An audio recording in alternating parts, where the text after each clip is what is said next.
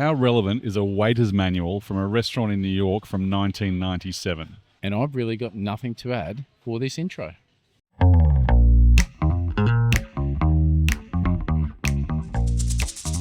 Hello, TK. Peter Marchant. How are you, sir? I'm very well. How are you? I'm marvellous, thank you. Right. Yeah, marvellous. Well, There's the Bruce Highway. it's good. It's good. It's doing really well today. Monday, not so much. That's okay. That's all good. These things are what they are. Nice. We were just talking before we started recording. Actually, it was after we started recording. We just got in trouble because we believe Corey should have a mic. Yeah. And Corey's saying that I believe he doesn't want to have a mic. No, that's what I read into it too. So if anyone thinks that Corey should have a mic, just leave a comment here. It could get interesting. But I think necessary. That's staying into other. TK, today I found something came across my desk. If you say tax, I'm hopping up and walking out. I tell you what, though, I've had a lot of people talk to me about that one as well, Me too. which is kind of funny. And obviously, there's a few comments on some of the different socials about different things from small wineries and distilleries as well. Going, don't even get me started. The wet tax thing was like a hand grenade. I know, wasn't it? Between that and then talking about excise after excise just went up. And yes, there's been a bit of relief in terms of it going to 400 from 350k, but still. Never been closer to vote for Pauline Hanson in my life. Wow. No, I'll take that back. Oh, yeah, I was going to say, just be careful what you wish for there. So no politics on this show, Pete. I think we've already talked enough about politics when it comes to tax. But, yeah, I was looking during the week on one of the social platforms commonly known as Instagram. Oh, yeah. I'm not sure if you've heard about it. It's basically lots of photos and then people talk about the photos and bits and pieces. And one of the things that I came across was Keith McNally, who is the restaurateur that started Balthazar in New York. Now, yeah, I have. How good is it? Yeah, I love that place.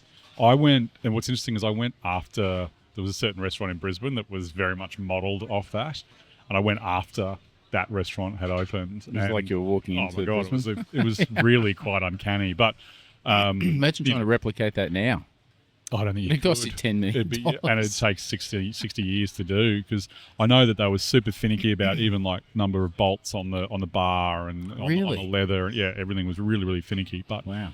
Great restaurant, and it's a bistro. Yeah. That's the other thing. It's not super high. No, it's approachable. It's really approachable. I went there with Locke. He would have been 6 or 7 at the time, and he had a ball. So he did bust me smoking though, which was it was dumb. Coming to Jesus moment. Anyway, the good old days. Anyway, but he posted something recently about the waiter's manual that he said he wrote about a week before opening Balthazar in 1997. That'd be cool. So there's 7 points to this entire waiter's manual. Now, you haven't read any of these. No.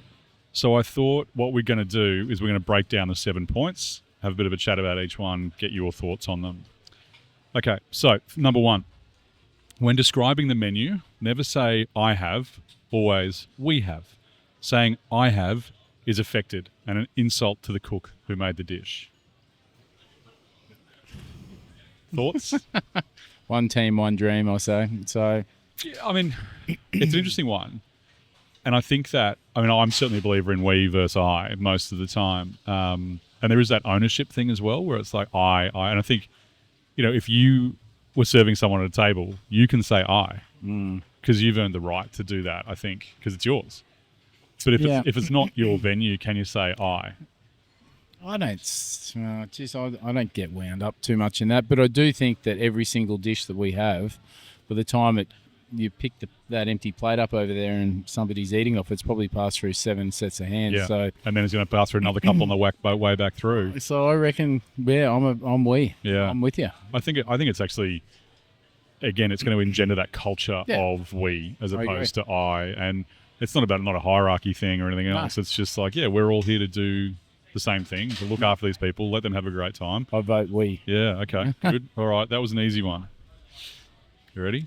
Can't wait. Oh, there's my face. God, how good's technology? So,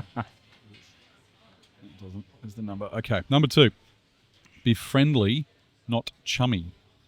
Always repeat the customer's order back to him or her. Skate sounds like steak after 1 martini.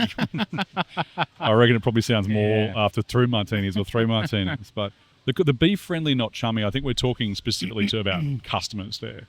What's your comment there? Yeah, no, I totally agree with that. Yeah.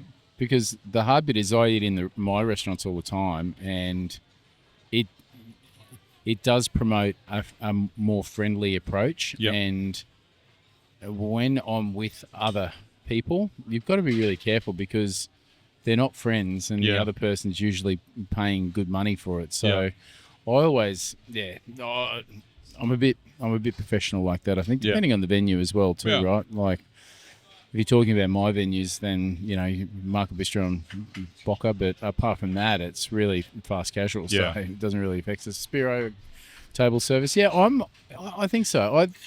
I think they're bang on there. Yeah. I think there's a fine line there, and make sure you're standing on the right side of it. And I think you don't want to be stuffy, but you don't want to be chummy. Yeah, that's for sure. I think that stuffy thing that comes out of our historical, traditions of what we've had in restaurants, and really, restaurants sort of have done this kind of interesting thing where initially they were basically people's houses that people would stop in when they were traveling, and they just have whatever was being provided to the family or to the workers for that day.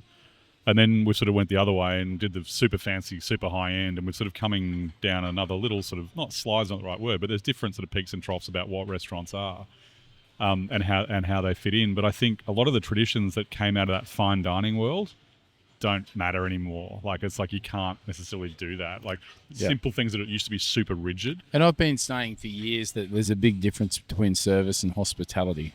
Okay. Because service can be taught, but hospitality makes somebody feel as though they are sitting in the living room in your house and they're very welcome. So we were, again, off air, we were talking about a book that I'm listening to called Unreasonable Hospitality, which is written by Will Guidara, who was one of the owners of 11 Madison Park. And the book's called Unreasonable Hospitality. And I'm about halfway through it. I should have read it. I don't know how long it's been out, but I should have read it the second it was released. It's an incredible book.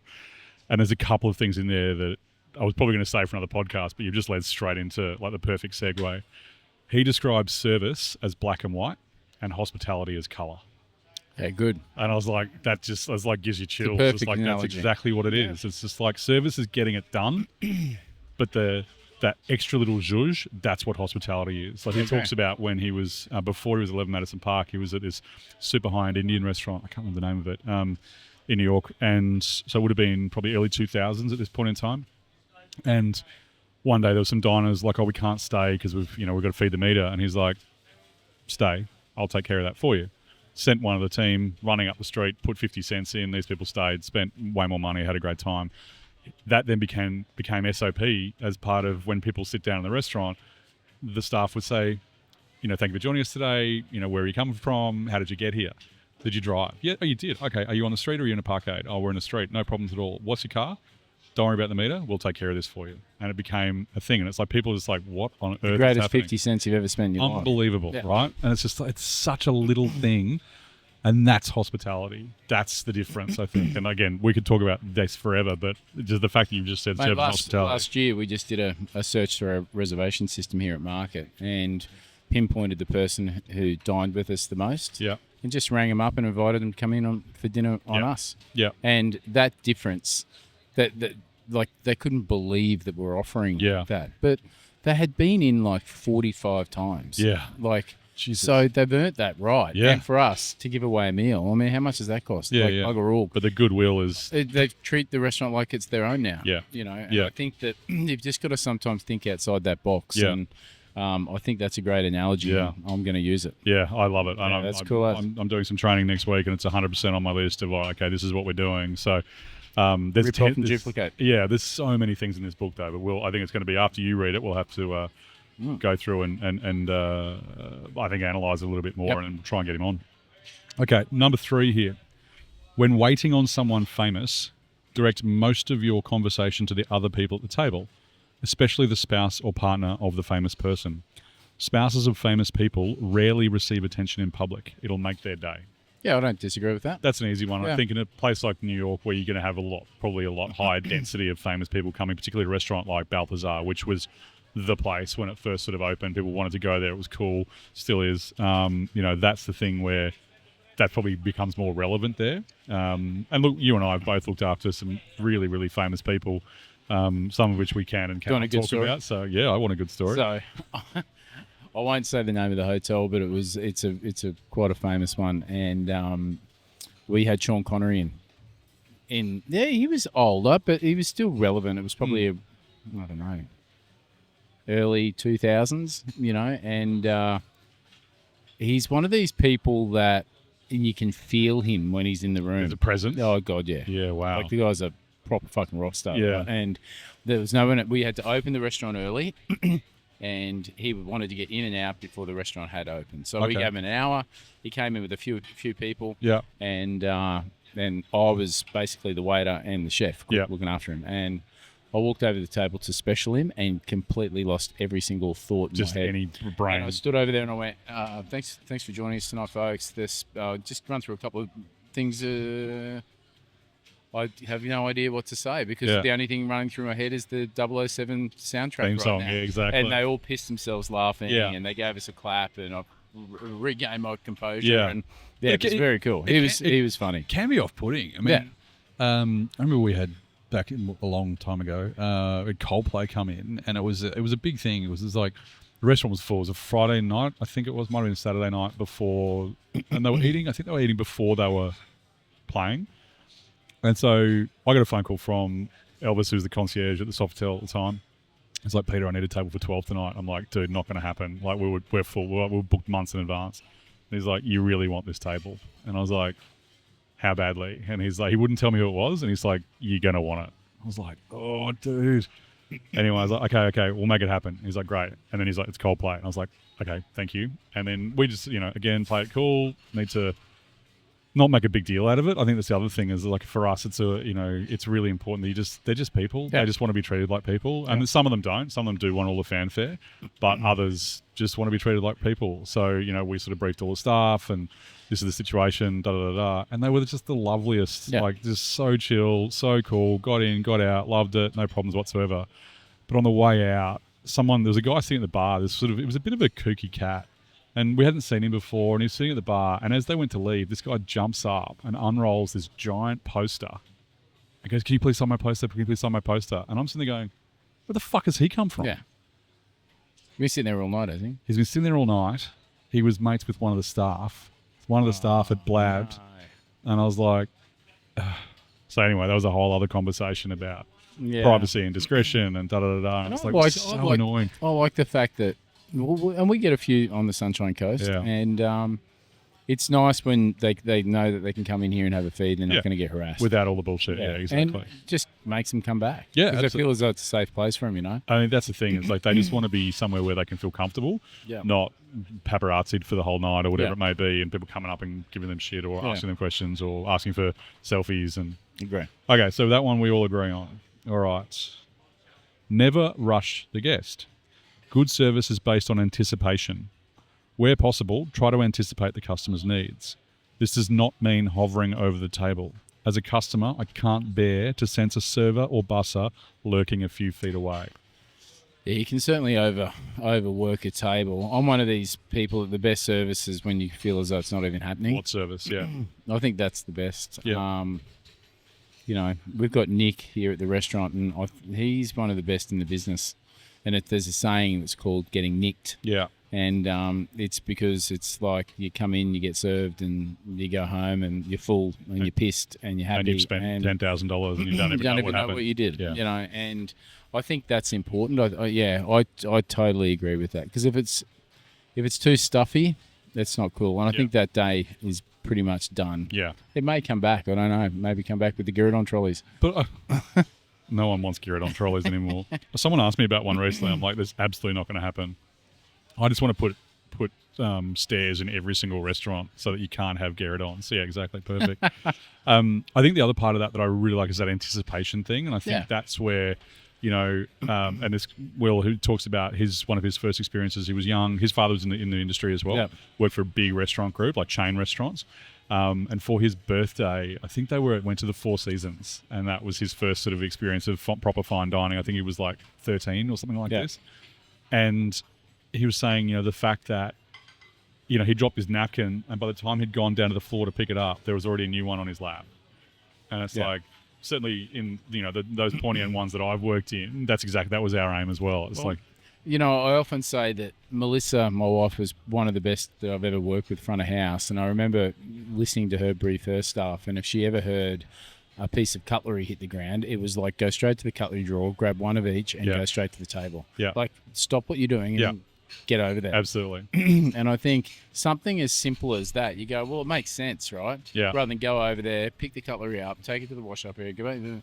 And it's like when you're that attentive, and then you can drill that into all your staff. Yeah. It's a pretty cool tool to have. And I think that kind of level, that's not taught. No. Like, it can be shaped. Yeah. But you've got to, and we've talked about this before, you've got to give a shit beforehand. And that's the thing. If you hear that noise, you're like, well, where is it? I remember when we used to do events, there could be 3,000 people in a room. If I could hear a broken glass through time, because it's like, where was that? Let's get there straight away and, get it cleaned up. But I think it's an inbuilt thing that people want to look after other people as well. I'll tell you, one of the slickest services I've ever seen in my life was back when, it would have been 20 years ago. I had dinner at the original rock pool over on the Rocks. On the Rocks, yeah.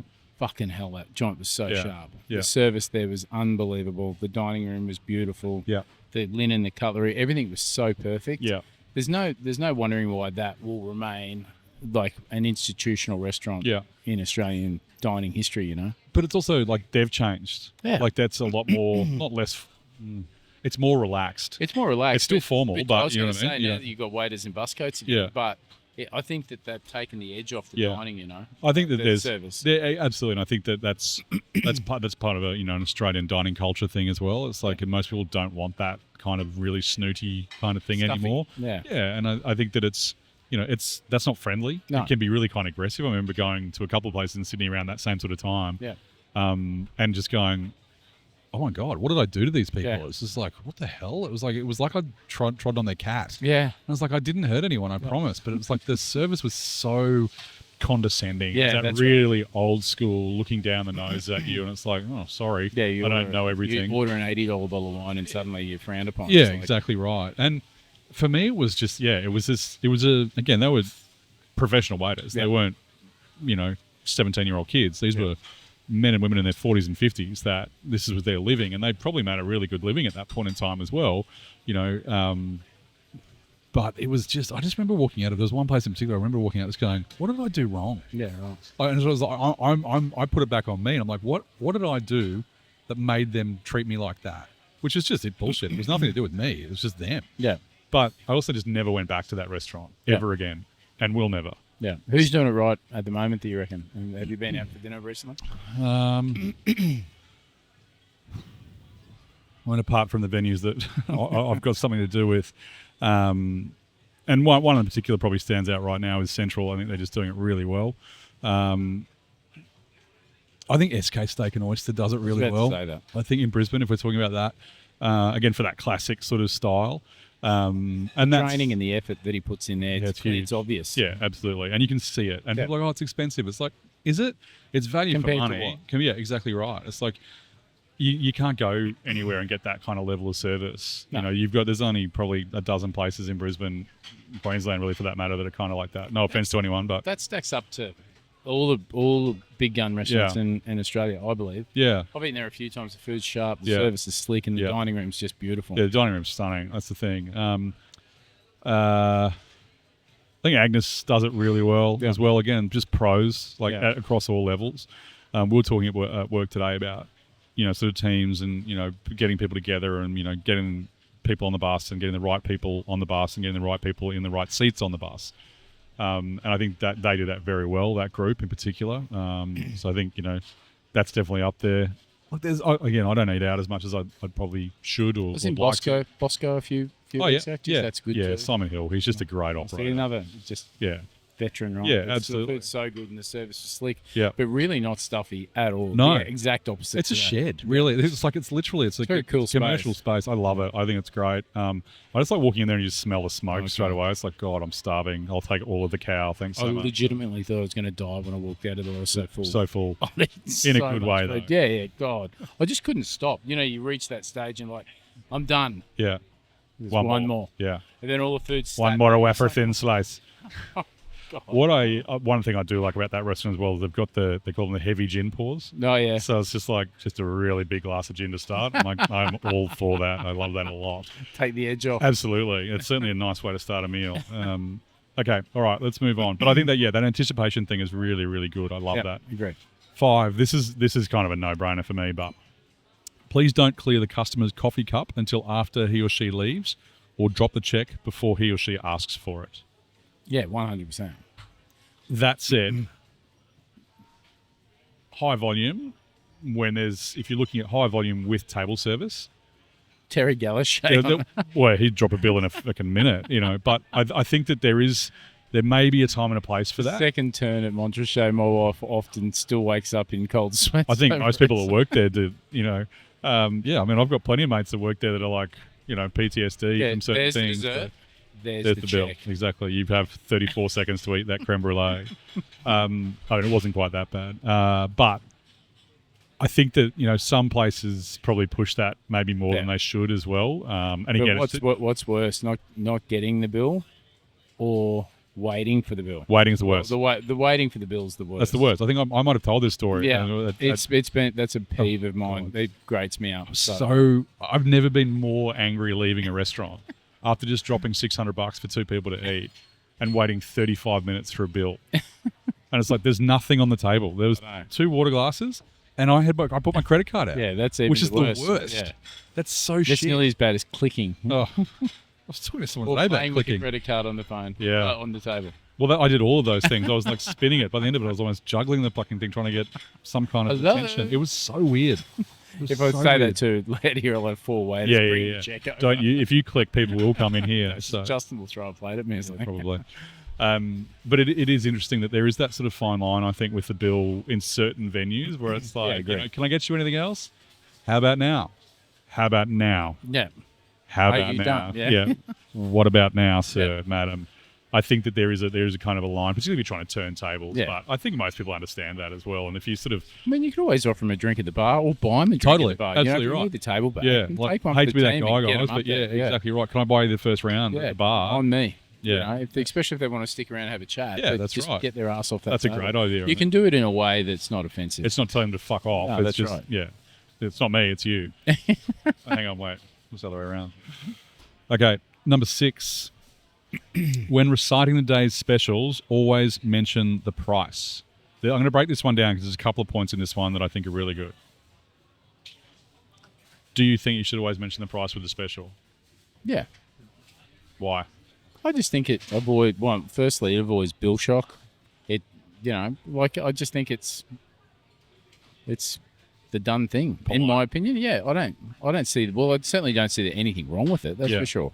I think especially if you go a kilo of Moreton Bay bugs. Yeah. Like, I just want to know it's not going to cost me fucking $400. Yeah. That's all. And I think that's the thing. It's like, and there was something recently. I remember, where was that? It must have been last year, I think, where someone ordered. I can't remember where it was. It might have been. It was like not Golden Century, but that kind of a venue where you can grab, a lobster or a fish or something live out of the tank. And they were like, yeah, let's do that. That'd be great. Didn't ask the price. Didn't look at the price. And then the bill came for $500 worth of lobster and was like, what the hell? We can't afford that. And it's like, well, then that's on you. You should have asked the price. Yeah. Or should they? That's the thing. Who's responsible there? Oh, Jesus Christ. Common sense. What's that? No, it's not very common, but fuck. I know we do it here. Yeah. Well, we have 2 or 3 things that's market price on our menu, and that's only because they fluctuate frequently. And do people ask, or they're just like, no, we'll just have that? Do they say, what price is it today? Or no, because when we meet, greet, seat, water menus, we go over special the table. So the market price for the crayfish today is X. X, Y, Z, okay. And that's part of the sequence service. And I think it's important then so people can make an educated decision. Totally. Because some people are dining out on a budget. Yeah. They want to eat. They don't. Maybe they just don't want to spend $100. Yeah. They're happy to spend $50 on a steak. But yeah.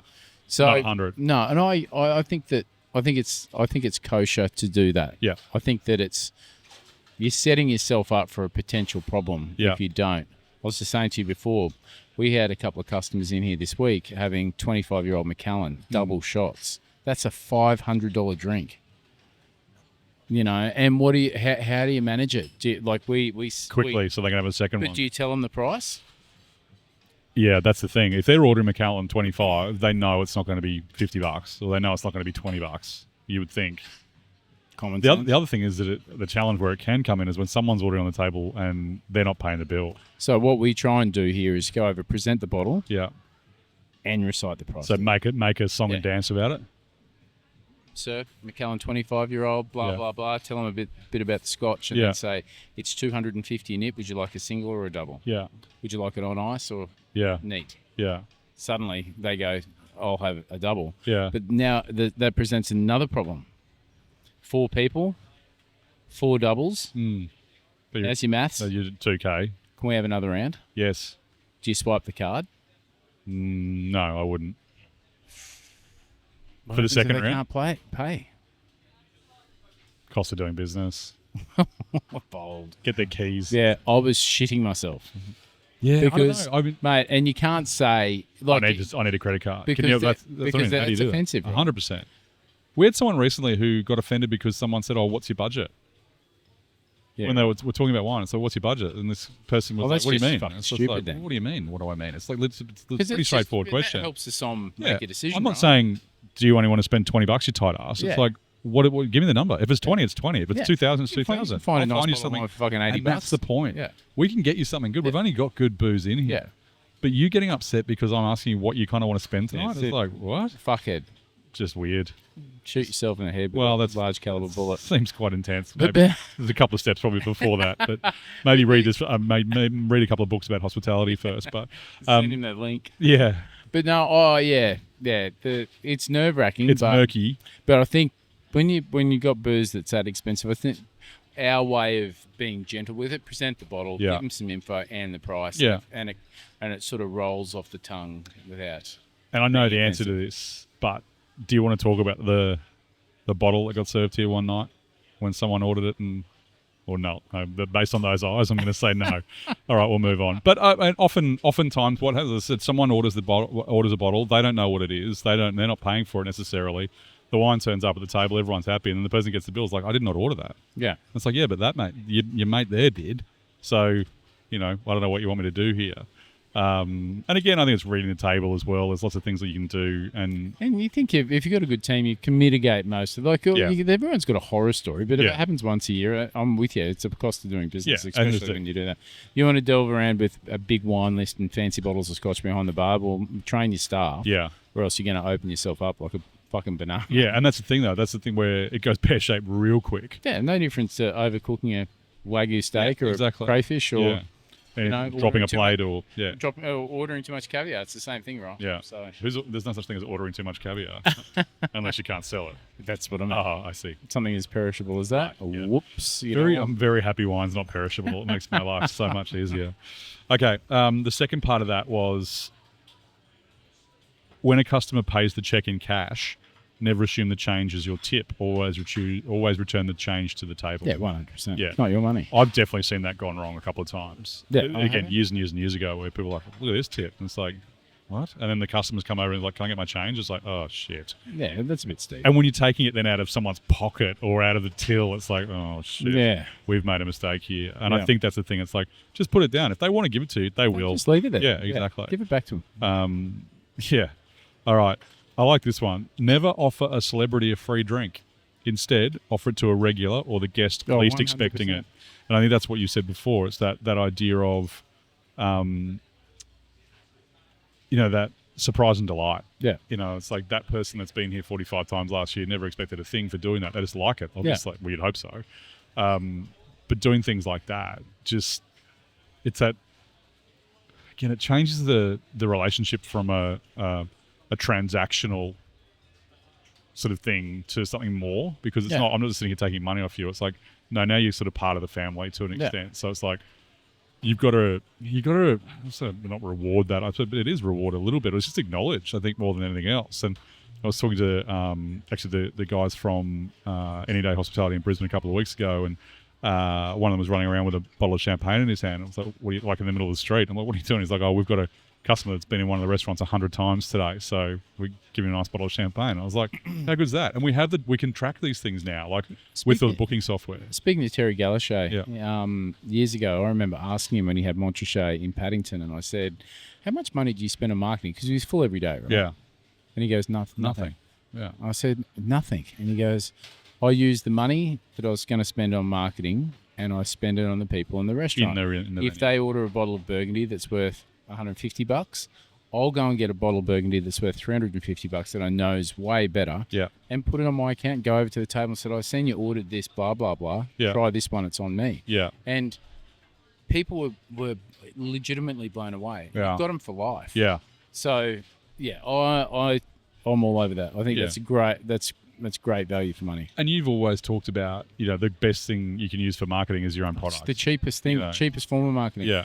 And if it's good, I was going to say that will stitch you up. Yeah. Otherwise, come in here and have this free shit wine. Yeah, exactly. So I think that's where some people do get lost in the weeds a little bit. Particularly with things like, I remember having this conversation a couple of years ago with someone that wanted to do a value add. So like, we're going to give everyone a free bottle of wine. What's the cheapest bottle we can get?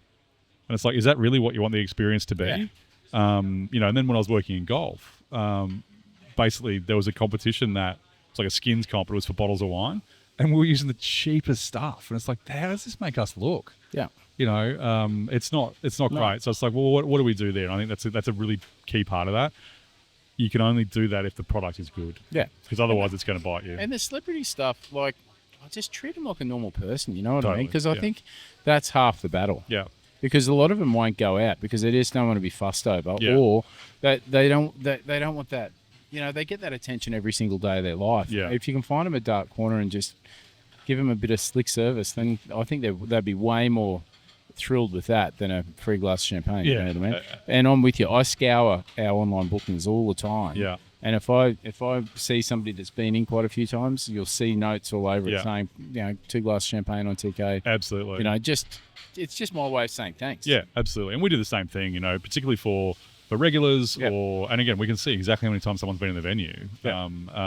And I do it on a weekly basis. I go through all the restaurants. So I go through each restaurant, go through all their bookings for the week and just quick scan. Is there anyone I know in there? Was there anyone I need to flag? Yep. And I'll just, again, drop notes on it and then send an email to whoever's on for that day and be like, hey, just letting you know this person's coming in. Don't need anything. Just make sure we give them a bit of love. And especially if you know what they like to drink or what they like to eat. Yeah. You can give them a couple of notes. If you've got an interesting bottle of Pinot that you know that they're going to enjoy. Yeah. And then that's cool as. Absolutely. And then we have that data. We build that database up on that individual so that when it does come to time where we need to really look after them, we know what to do. Because if the Som came over to me and said, Peter's told me you're a big Pinot fan and, you like this style. We've got this, He recommended you try this. I'd be like, that's cool as. Yeah. So then I'd be like, how do you know I'm here? Yeah. Even and that's how it rolls. I've actually, and I do it a little bit, and people are like, are you stalking me? And it's like, well, yes. Part of my job. Kind of, but not really. Yeah. But I think, again, it's a way of developing those relationships as well. But it's the nice thing to be able to do. And for me, it's like, you don't have to do anything for them apart from just say hi, from me, because I can't be there. I can't be in all venues at once. So it's like, on that Thursday night when, I had some friends from school that were in at one of the venues last week. A group of girls that we used to hang out with at school, knew them really well. I was just like, can everyone just say hi, And all of them messaged me like, thanks so much. That was really unexpected or whatever it was. It was like, how are you doing? And sort of connect that way again. So, again, it's just relationship building more than anything else. So. I agree. Okay, I think there's a second part to that one as well. Once the meal is served, never utter the phrase, how is everything? It's meaningless. If you must break the flow of our customers' conversation, please let it be a simple, do you need anything? I'm a bit of a fan of meal checking. Yeah. I must admit. Well, I can't see anything wrong with saying, how is everything? Yeah. Are you enjoying your steak? I think why a lot of people don't do it is they're not confident in the product. Yeah. So it's like, how's your steak? Don't tell me I don't actually, if you're doing it because you genuinely care, then great. But if it's would you like fries with that? It becomes disingenuous very, very quickly. So I suppose it's again, fine line. I think the delivery is very important. Always, yeah. Like if I come over and you say, how good are those oysters? I had some today. You're enjoying them. Yeah. And they're like, they're shit. And you're like, what do I do now? Well, let me take them away from you. Like, exactly. Would you like some more, or would you want? And that's the real reason for meal checking, right? It's like if there's something I can do to fix your experience, now's the time. Because if you don't like the tarragon, then tell me now. Yeah. But if Don't if get I- home on your Google reviews and Yeah. smash the fuck out of me. Yeah, I got a story about that. We'll take that off air though. So. All right, so there's actually 2 more points to this, but the 7 I think is really those 7 are the ones that I think are really important. The 8th one is always replace dirty ashtrays, which is clearly just not relevant anymore, but Oh, 80s. still very important. And the last one, which is just awesome. Oh, Hello, Corey. I always replace dirty ashtrays. And number 9 is lastly, never ever go home with a customer for less than $500, which I love that. And then he goes on to say, he said, most of these service rules still hold true, except in today's climate, I could never get away with the last line, clearly a joke, without risking a lawsuit. And it's like, I just love that. It's like he gets exactly what that means. But, back then that was almost accepted. But I just think that's such a cool list that's now nearly 30 years old and is still completely relevant. 3/4 is completely relevant. Absolutely. Yeah, I agree. And I think I think the interpretation has to be relevant to the restaurant, but all of them are great points. Yeah, no, I agree. Now, Corey has just spun something in front of us here. As part of what we're going to Couple of glasses. try something Righty. new. I don't want to open this one. Hang on. I'm taking it home. Oh, yeah. Okay, fine. So we're going to look at this product. Now, I've looked at this once before when it was released, which I think was about 4, maybe 5 years ago. So let's give the customers a bit of detail. So what we're going to do at the end of each podcast is pick a product. Doesn't need to be drink. It doesn't need to be anything in particular, but it can be food, it can be booze. But we're going to not review the product, but we're going to have a look at it. Anything that's interesting. about it. If you've got anything that you want us to have a look at, shoot us a message.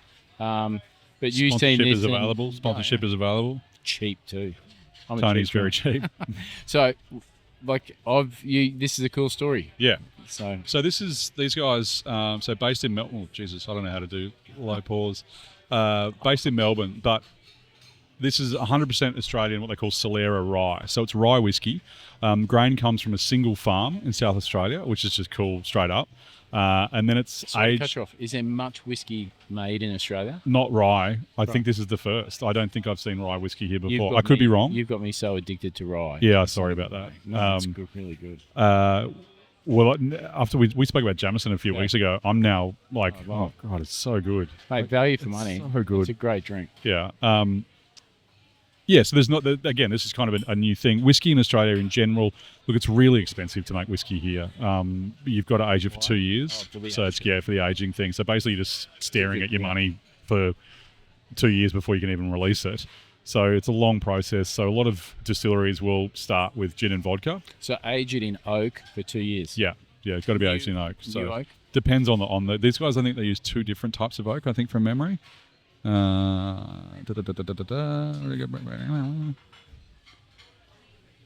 American oak and Australian red wine barrels. So they are two different portions. There's a lot of bourbon and scotch. They put them in port barrels too, right? Port, yeah, with sherry casks. But this is actually using a Solera system, which is can't speak, system that comes out of sherry or Jerez in Spain, which is basically an aging system. So it's almost like all the barrels are sort of, let's say, connected to make it as easy as possible. And so there's the old barrel here, the new barrel goes next to it, and they flow into each other. So you're always going to have the next barrel comes in, the next barrel comes in, the next barrel comes in. So they're kind of all linked, and there's always this infinitesimal amount of that old stuff in there. So it means that the Solera is going to be deeper, richer, have more flavour than just a straight up single barrel sort of style. So super tasty. is it? Yeah, I think. I mean, you get that oak obviously straight off the nose, but there's a real. It's clean. Yeah. You know, there's obviously no peat in this. This is just Fuck for that. Tony, big fan of peat. Yes.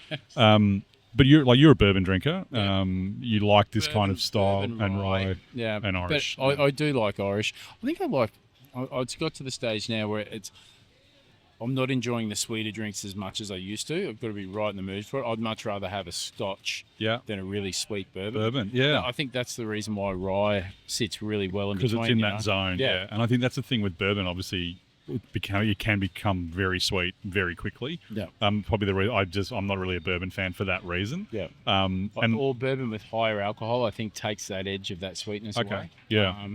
Like there's Stag. Oh yeah. That's really good. Yeah.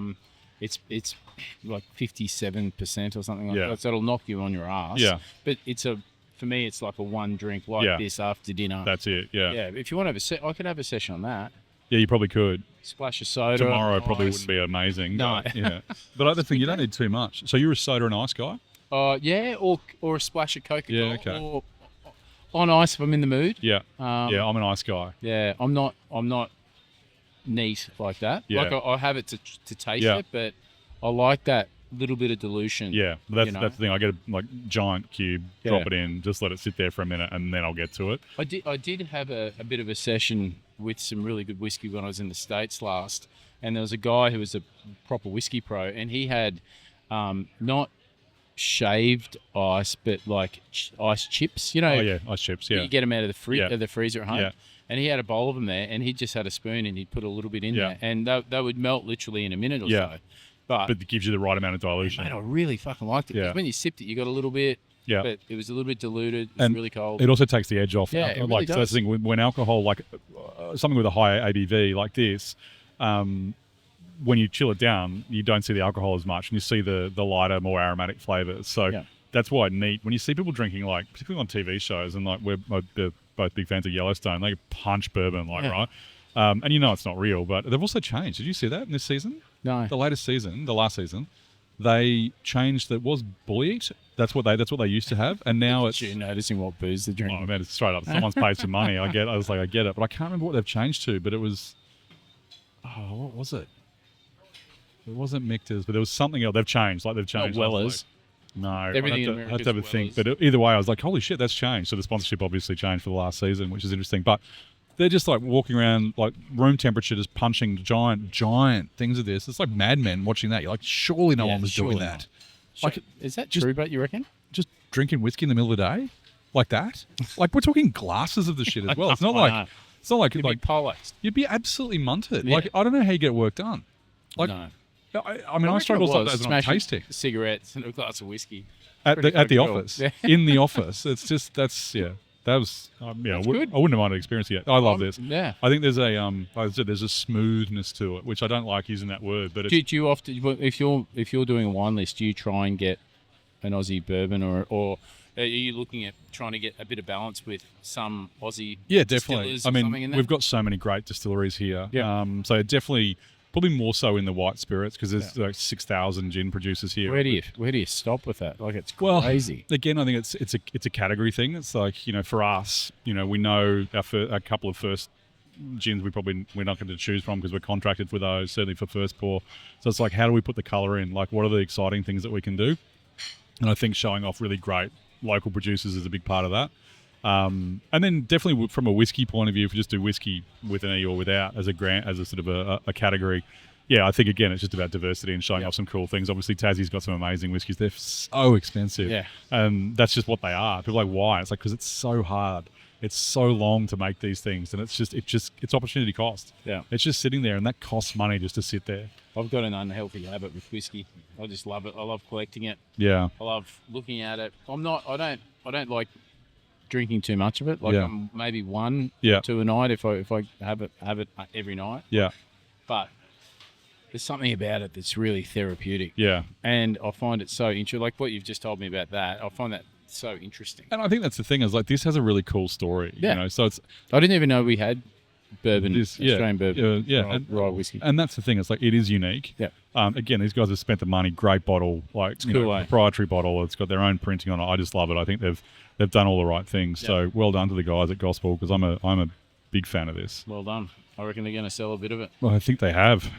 Tip my hat to you. All right. Yeah, Well, I my think drink. that's probably it for today. We'll come back with See another. you next week.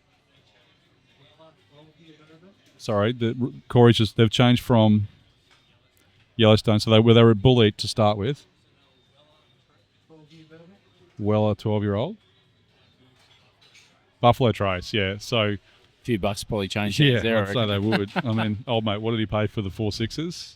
It was 50 something million. that was more. There was another zero in it. I'm sure it was like 500. Probably is. It's like There we go. a It's another thing zillion for you to acres. look up. So anyway, but yeah, we'll do that another time. But mate, here's cheers to Yeah. Gospel. Cheers, mate. Well done, boys and girls.